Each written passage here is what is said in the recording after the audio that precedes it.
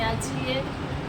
તો આપણી શાળાના આચાર્ય સાહેબ શ્રી ધર્મેન્દ્રભાઈ સાહેબ તથા અત્રે ઉપસ્થિત મહેમાનો, એમાં લક્ષ્મીબેન, જે આપણે બાળકો તમે બધા ઓળખશો, એ બેનનું નામ છે લક્ષ્મીબેન, જે દાતાશ્રી તરીકે ઉપસ્થિત છે।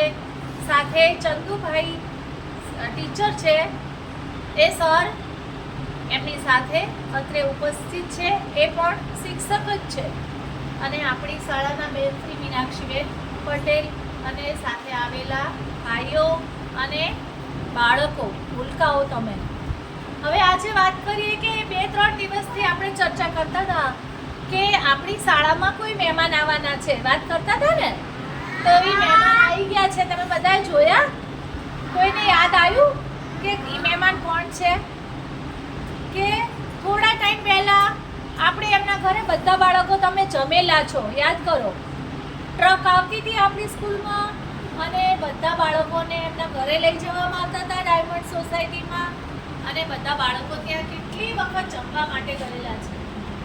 કે ભાઈ એમનું વર્ણન કરીએ તો એમને મારી પાસે એટલા બધા શબ્દો નથી, પણ ટૂંકમાં કહીએ કે બહુ દાતા છે, એમને બાળકોને ખૂબ ખુશ કરે છે।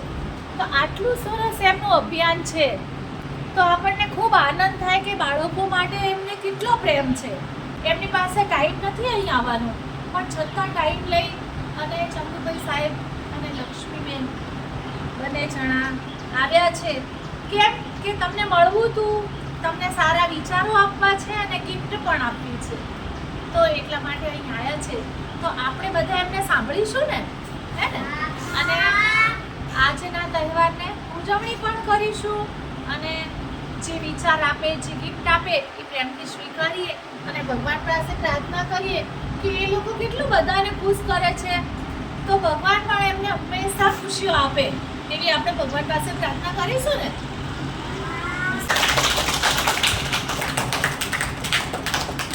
બેન આપણા આંગણે આવ્યા છે અને આપણા મહેમાન છે, તો જે મહેમાન બંને આવ્યા છે એમનું આપણે ફૂલછડીથી સ્વાગત કરીશું। તો બેનનું સ્વાગત મીનાક્ષીબેન પટેલ કરશે ફૂલછડીથી।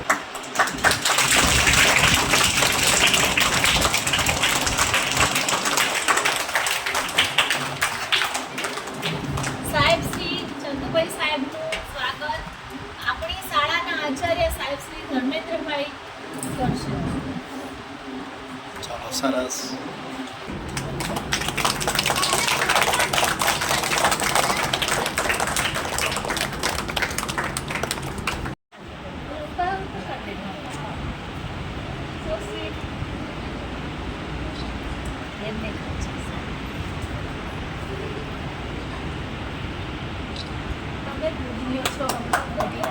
Hey.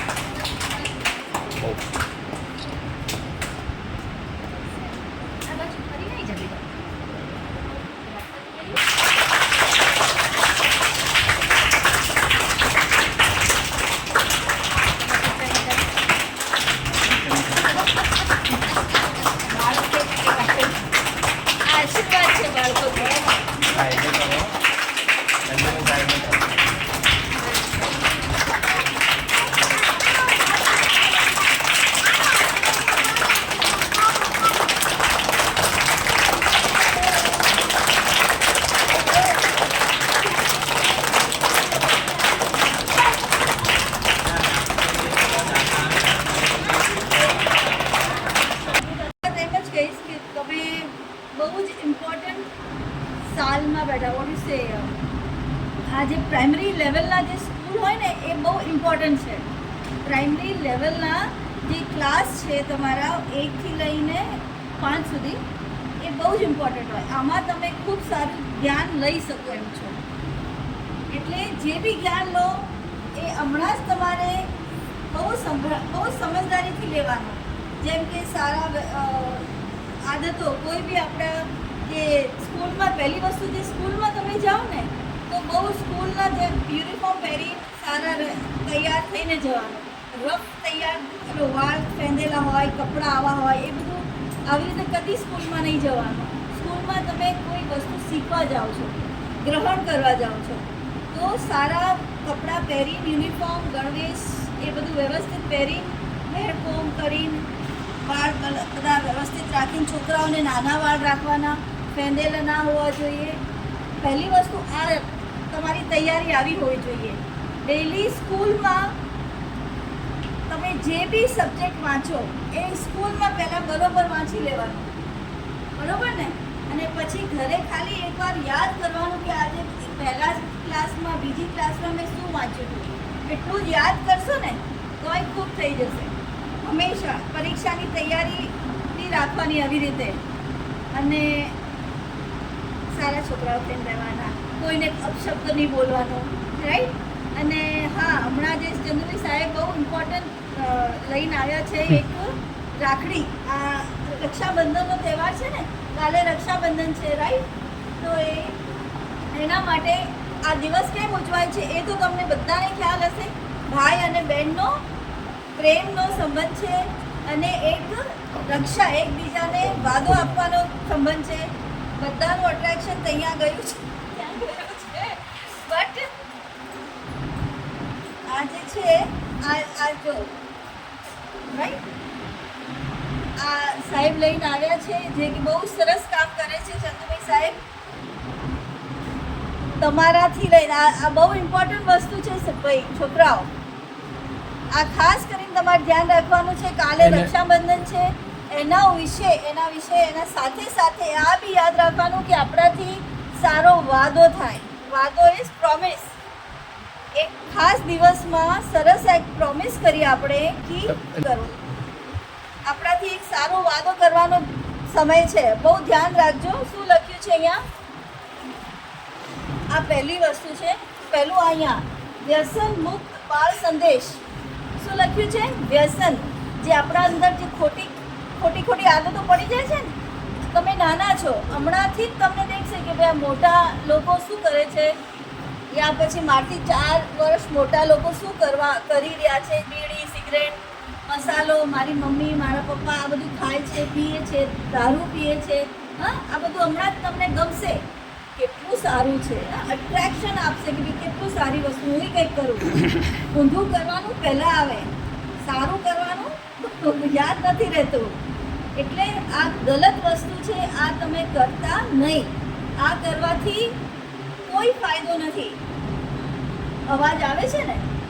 કોઈ ફાયદો નથી આનાથી. આપણું જો આ શું લખ્યું, બાળ સંદેશ તો છે. અને આ રક્ષાબંધનના દિવસે આપણે પ્રોમિસ કરવાનો છે.